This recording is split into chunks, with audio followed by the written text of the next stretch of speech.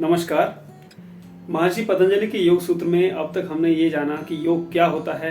चित्त की वृत्तियों का निरुद्ध हो जाना ही योग होता है। चित्त की वृत्तियां कौन कौन सी होती हैं, कितने प्रकार की होती हैं? प्रमाण, विपर्य, विकल्प, निद्रा, स्मृति, 5 प्रकार की वृत्तियां होती हैं। अब जो हम जिस सेक्शन में प्रवेश कर रहे हैं योग दर्शन के, उसमें हम ये जानेंगे कि इन वृत्तियों को निरुद्ध कैसे किया जाता है।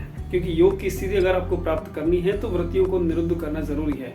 तो वृत्तियों को कैसे रोका जाए, महर्षि पतंजलि बताते हैं और कहते हैं अभ्यास वैराग्याभ्याम तन्निरोधः। यह सूत्र बहुत ही महत्वपूर्ण है और ये एक ऐसा सूत्र है जिसका अगर आप अपने जीवन में उतारें तो आप न सिर्फ योग बल्कि आप जीवन में किसी भी क्षेत्र में सफलता अर्जित कर सकते हैं। क्या कहता है ये सूत्र? अभ्यास वैराग्याभ्याम तन्निरोधः, अर्थात अभ्यास और वैराग्य के द्वारा उन चित्तवृत्तियों को रोका जा सकता है। अभ्यास किसे कहते हैं, अगले सूत्र में महर्षि पतंजलि ने उसकी भी व्याख्या की है।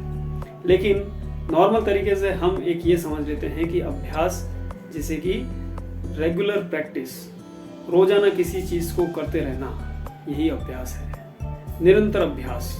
और वैराग्य का अर्थ है कि ये जो हमारा चित्त है यह सदैव बाहर की ओर जो है जाता रहता है, बहिर्मुखी होता है। तो इसको बहिर्मुखी चित्त को रोककर उसको अंतर्मुखी कर देना है और यही अंतर्मुखी कर देने का जो क्रिया है वह वैराग्य है। अभ्यास से क्या होगा कि एक बार अंतर्मुखी होया हुआ चित्त अंतर्मुखी ही रहेगा, फिर से वापस बहिर्मुखी नहीं होगा और तब जाके वह स्थिति आएगी जब वृत्तियां शांत हो जाएंगी और योग की स्थिति बनेगी।